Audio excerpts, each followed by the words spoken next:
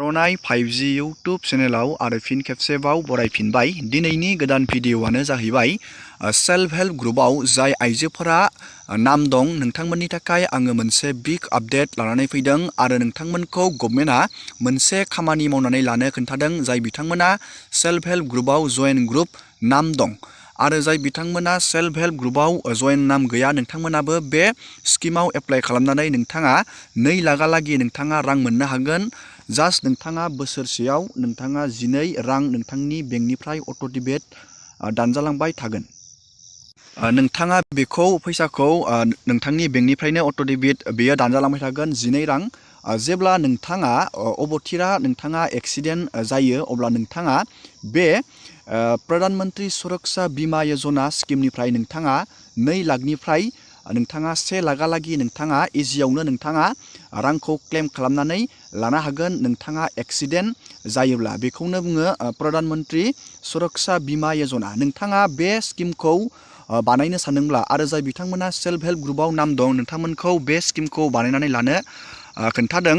जाय बिथांमोना बे स्किमाव एप्लाइ बानायाखै नोंथांमोना एप्लाइ बानायनो सानदोंबा नोंथाङा बे स्किमाव बोरै एप्लाइ बानायनो आङो दिनैनि नैबे भिडिअनि गेजेरजों नोंथांमोननो A to Z देखायगोन। नोंथाङा बे प्रधानमन्त्री सुरक्षा बीमा योजना स्किमाव बोरै एप्लाइ बानायनो नोंथांमोना भिडिअखौ जोबजासे नायलांबाय थाबानो जाबाय आरो बेबायदिनो गोदान गोदान आपडेट डिटेल स्किम डिजिटेल खौरां मिथिनो थाखाय नोंथाङा चेनेलाव गोदानबा चेनेलखौ साबस्क्राइब खालामबानो जाबाय। दानिया जोङो नायदिनि नोंथाङा बे प्रधानमन्त्री सुरक्षा बीमा योजनायाव बोरै एप्लाइ खालामनानै नोंथाङा 2 लाखहालागै रां मोननो हायो।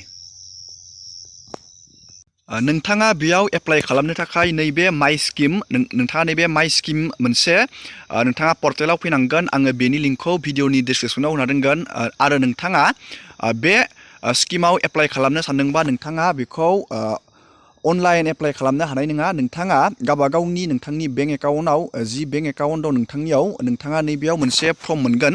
नोंथाङा बे फर्मखौ गुगोलावबो डाउनलड खालामनानै लानो हागोन।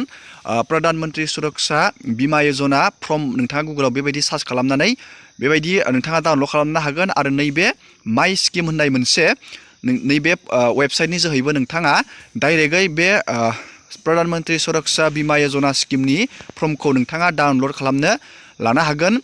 जोङो बे फर्मखौ डाउनलड खालामनानै बोरै बेखौ फिलआप बानायनानै जोङो मा खालामनानै बेखौ जमा होनांगोन जोङो A to Z डिटेल्सखौ नायगोन। गिबियावनो नोंथाङा नैबे माइ स्किमाव फैनानै बिनि डिटेल्स आरो बेनिफिट नोंथाङा बेयाव नायनानै लानो हागोन। आङो बेयाव बेखौ खोथाबाय थाला भिडिअआ गोबाव जायो। दानिया नोंथाङा बेयाव एप्लाइ खालामनो थाखाय नैबे एप्लिकेसन प्रसेसआव थुनानै होनांगोन आरो नोंथाङा नैबेयाव नुनो मोनदों नोंथाङा नैबे लिंकआव थुनानै होनांगोन। जोङो बे लिंकआव थुनानै बे प्रधानमन्त्री सुरक्षा बीमा योजना स्किमनि फर्मखौ जोङो डाउनलड खालामसै। नोंथाङा बेबायदि नैबे पेजाव फैगोन। आङो लिंकखौ भिडिअनि डिसक्रिपसनाव होगोन। नोंथाङा लिंकआव थुबाथाय फर्मखौ इजियावनो डाउनलड खालामनानै लानो हागोन। दानिया नोंथाङा नैबेयाव एप्लिकेसन नोंथाङा गोदानै बानायनोबाथाय नोंथाङा नैबे एप्लिकेसन फर्मखौ डाउनलड खालामनांगोन आरो जाय बिथांमोना अलरेडि बे स्किमाव बानायबाय नोंथांमोना फैसाखौ क्लेम बानायनोबाथाय नोंथाङा नैबेयाव क्लेम फर्मखौ डाउनलड खालामनानै नोंथाङा बे फर्मखौ फिलआप बानायनानै नोंथाङा बेंकआव जमा होनांगोन। दानिया जोङो गोदानै बानायनो सानदों। नोंथाङा नैबे एप्लिकेसन फर्माव थुनानै होनांगोन। जोङो दानिया बेयाव थुबाय। दानिया नोंथांनो फर्मखौ मा रावाव नांगोन नोंथाङा बेयाव बेबायदि नायनानै लाबानो जाबाय। जोङो बेयाव इंलिसाव डाउनलड खालामसै। जोङो बेयाव थुनानै होबाय। जोङो बे फर्मखौ डाउनलड खालामबाय। दानिया जोङो बे फर्मखौ बोरै फिलआप बानायो जों बेखौ नायदिनि। फर्मा जोंनिया बेबायदि डाउनलड जाबाय। जोङो बे फर्मखौ जोङो बेखेवनानै नायनोसै। फर्मा गेवबाय। जोङो बे फर्मखौ बोरै फिलआप बानायनानै जोङो बेखौ बोरै साबमिट खालामनांगौ जोङो बेनि A to Z डिटेल्सखौ नायगोन। गिबियावनो नोंथाङा नैबे फर्मखौ नोंथाङा प्रिन्ट आउट खालामनानै नोंथाङा फिजिकेलि बेखौ फर्म फिलआप बानायनांगोन। जोङो बे फर्मखौ बोरै फिलआप बानायो जों बेखौ नायग्रोनोसै। गिबियावनो नोंथाङा नैबेयाव नोंथांनि नामखौ नोंथाङा नैबेयाव लिरनांगोन। नोंथाङा नैबेयाव नोंथांनि नामखौ मोजाङै लिरबानो जाबाय आरो पलिसि नाम्बार दंबा नोंथाङा नैबेयाव लिरबानो जाबाय आरो गैयाबा बेयाव बेखौ ब्लेंकआव दोनबानो जाबाय। दानिया बे जोब्बाय। दानिया जोङो बे फर्मखौ बोखारनानै नायनोसै। गिबियावनो नोंथाङा नैबेयाव नोंथांनि नेम अफ द एकाउन्ट हल्डार नोंथांनि नामखौ नोंथाङा नैबेयाव लिरनांगोन आरो नैबेयाव फादार्स हासबेन्ड नेम नोंथांनि फादार आरो हाबा जानाय हिन्जावफोरा नैबेयाव हासबेन्डनि नामखौ लिरनांगोन। नैबेयाव एड्रेस अफ द एकाउन्ट हल्डार नोंथांनि एकाउन्ट हल्डारनि नोंथांनि एड्रेसखौ नोंथाङा नैबेयाव लिरबानो जाबाय आरो नोंथांनि नेम अफ द सिटि टाउन भिलेज नोंथांनि नोंथाङा सिटियाव थायोबा सिटिनि नामखौ लिरबानो जाबाय आरो भिलेजाव थायोबाथाय भिलेजनि गामिनि नामखौ लिरबानो जाबाय। दानिया नैबेयाव नेम अफ डिस्ट्रिक्ट नोंथांनि डिस्ट्रिक्टखौ नोंथाङा नैबेयाव लिरनांगोन आरो नोंथांनि नेम अफ दा स्टेट नोंथांनि स्टेटखौ नैबेयाव आसाम लिरबानो जाबाय। बेबायदि नैबेयाव नोंथांनि पिन कड बिदों नोंथांनि पस्टेल क'डनि पिन क'डखौ नोंथाङा नैबेयाव बहायबानो जाबाय नैबे बक्सआव। आरो नैबेयाव मबाइल नाम्बार अफ एकाउन्ट हल्डार नोंथांनि मबाइल नाम्बारखौ नैबेयाव बक्सआव बहायना होनांगोन आरो नैबेयाव बेंक पस्ट अफिस एकाउन्ट दं। जुदि नोंथांनियाव पस्ट अफिसनि बेंक एकाउन्ट खुलिनाय दं नोंथाङा नैबेयाव पस्ट अफिसनि बेंक एकाउन्टखौ लिरनांगोन आरो जिखुनु हक नोंथांनि बेंक एकाउन्ट दंबा नोंथाङा बेयाव बेंक एकाउन्टनि नाम्बारखौ नोंथाङा नैबेयाव लिरनांगोन आरो नैबेयाव IFC नैबे IFCआ बेंक एकाउन्ट पासबुकआव थायो नोंथाङा बे पासबुकआव नायनानै नोंथाङा नैबेयाव लिरबानो जाबाय नैबे बक्सआव। दानिया नोंथाङा नैबेयाव KYCनि थाखाय डकुमेन्ट आपल'ड खालामनो नांगोन। नैबेयाव name of the KYC document submit नोंथाङा KYCनि थाखाय मा डकुमेन्टखौ साबमिट खालामगोन बेयाव आधारखौबो हागोन पानखौबो हागोन। जुदि नोंथाङा आधारखौ साबमिट खालामनो सानदों नोंथाङा नैबेयाव आधारखौ नैबेयाव लिरनांगोन आरो नैबेयाव KYC ID नाम्बार नोंथांनि आधारनि नाम्बारखौ नोंथाङा नैबेयाव लिरनांगोन जुदि नोंथाङा बेयाव आधारखौ KYCनि थाखाय साबमिट खालामनो सानदोंबा।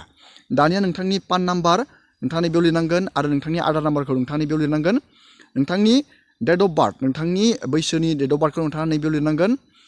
नैबेयाव इमेल ID नोंथाङा नैबेयाव लिरनांगोन आरो नोंथाङा डिसेबिलिटि बा बेयाव लिरनांगोन गैयाबा बेखौ ब्लेंक दोनबानो जाबाय। दानिया नोंथाङा बेयाव नमिनिनि डिटेल्स नांगोन। नमिनिनि डिटेल्स होनाया गोनांथार मानो होनब्ला नोंथाङा अबथिरा माबा मोनसे जायो अब्ला बे नमिनिया नोंथांनि बे स्किमनि रांखौ क्लेम बानायनो हागोन। गिबियावनो बेयाव name of the address of nominee नोंथांनि नमिनिनि नेम आरो एड्रेसखौ बेयाव लिरबानो जाबाय। नमिनिनि डेट अफ बार्थ बिदों बेयाव लिरजागोन लिराबा बेयाव जेबो खोथा गैया। आरो नैबेयाव रिलेसनशिप अफ नमिनि उइथ दा एकाउन्ट हल्डार नोंथांनि बे नमिनिया नैबे नोंजों मा रिलेसनशिप जायो फादार मादार ब्रादार नोंथाङा बेयाव लिरजागोन नैबेयाव मा जायो जायखौ नोंथाङा नमिनि होनो सानदों। नैबेयाव नोंथाङा name of the address of guardian नोंथांनि बेयाव गार्जेननि नामखौ होनांगोन आरो रिलेसनशिपखौ नैबेयाव लिरनांगोन आरो मबाइल नाम्बार बिदों बेयाव नमिनिनि नैबेयाव गार्जेननिखौबो होनांगोन आरो नमिनिनि बेयाव मबाइल नाम्बार आरो नैबेयाव गार्जेननि मबाइल नाम्बार बेखिनि स्टेपखौ नोंथाङा फल' खालामनानै बेखौ लिरबानो बेनि खामानिया जोब्बाय। नैबे गाहायाव नोंथाङा नैबेयाव ब्लेंक नुदों नोंथाङा KYC बानायनायाव जि डकुमेन्टखौ होदोंमोन नोंथाङा बेयाव आधार बा आधार कार्डनि आधार लिरबानो जाबाय पान बाथाय पान लिरबानो जाबाय नाम्बारखौ लिरनाङा बेयाव नामखौ लिरबानो जाबाय नैबेयाव नामखौ लिरबानो जाबाय। दानिया खामानिया जोब्बाय जोंनिया। दानिया नोंथाङा नैबेयाव नोंथाङा बे फर्मखौ माब्ला साबमिट खालामनो सानदों बेनि डेटखौ लिरबानो जाबाय आरो नोंथाङा बेयाव सिगनेसार होबानो जाबाय अब्लानो बेनि खामानिया जोब्बाय। नैबेखौ अफिसा इउज खालामगोन नोंथाङा बेयाव जेबो दांनांगौ खोथा गैया। नोंथाङा बेबायदिनो बे फर्मखौ इजियावनो फिलआप बानायनानै नोंथाङा बेखौ नोंथांनि बेंक आरो पस्ट अफिस नोंथांनि बे मोननै जायगायाव नोंथाङा बेखौ फर्मखौ साबमिट खालामबानो नोंथाङा इजियावनो बेयाव एप्लाइ खालामनानै लानो हागोन। दिनैनि भिडिअखौ आङो बेखिनियावनो फोजोबबाय। नोंथांमोना भिडिअखौ नायनानै मोजां मोनोबा लाइक खालामबानो जाबाय आरो बेबायदिनो गोदान गोदान आपडेट डिटेल स्किम डिजिटेल खौरां मिथिनो थाखाय नोंथाङा चेनेलाव गोदानबा चेनेलखौ साबस्क्राइब खालामबानो जाबाय। एसेनोसै।